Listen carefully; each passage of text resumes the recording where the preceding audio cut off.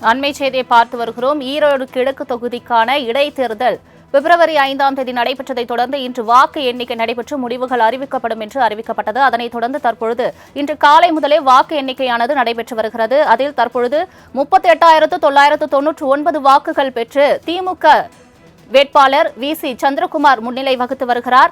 நாம் தமிழர் கட்சியின் வேட்பாளர் சீதாலட்சுமி 8068 வாக்குகள் மட்டுமே பெற்று பின்னடைவை சந்தித்து வருகிறார்.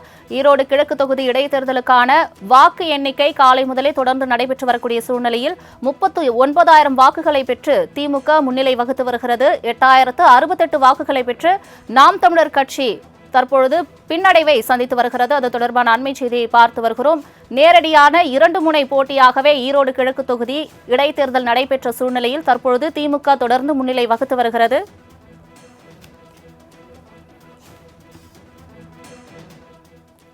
ஈரோடு கிழக்கு தொகுதி இடைத்தேர்தலுக்கான வாக்கு எண்ணிக்கை பணி காலை முதலே நடைபெற்று வருகிறது. தற்பொழுது திமுக 38,999 வாக்குகள் பெற்று முன்னிலை வகித்து வருகிறது. நாம் தமிழர் கட்சி 8,068 வாக்குகள் மட்டுமே பெற்று பின்னடைவை சந்தித்து வருகிறது. இது தொடர்பான மேலும் விவரங்களை தருவதற்காக செய்தியாளர் சுதன் இணைப்பில் இருக்கிறார். சுதன், வணக்கம். காலை முதலே வாக்கு எண்ணிக்கை பணி நடைபெற்று வருகிறது. தற்பொழுது உள்ள நிலவரம் என்ன? கூடுதல் விவரங்கள்.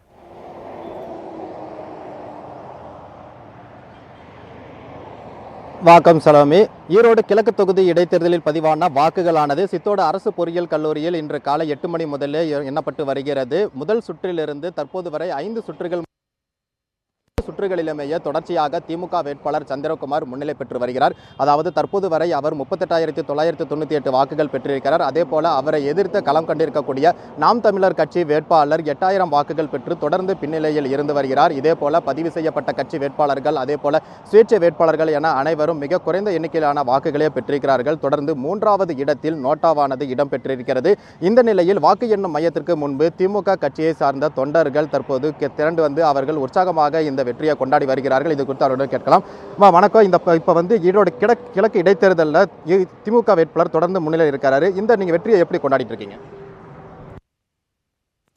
திமுக நலன் திட்டங்களை மக்கள் எந்த அளவுக்கு பயன்பெற்றிருக்காங்க என்று இந்த போட்டியின் மூலம் நாங்கள் தெரிந்திருக்கிறோம். இவரோட ஆட்சி இன்னும் தொடரட்டும் என்று நாங்கள் விரும்புகிறோம்.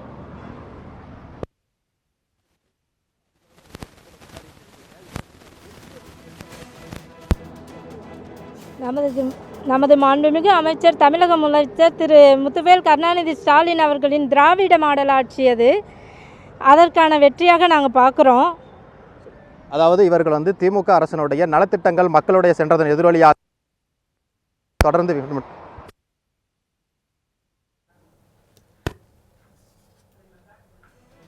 தங்களின் முழு விவரங்களுக்கு நன்றி சுதன்.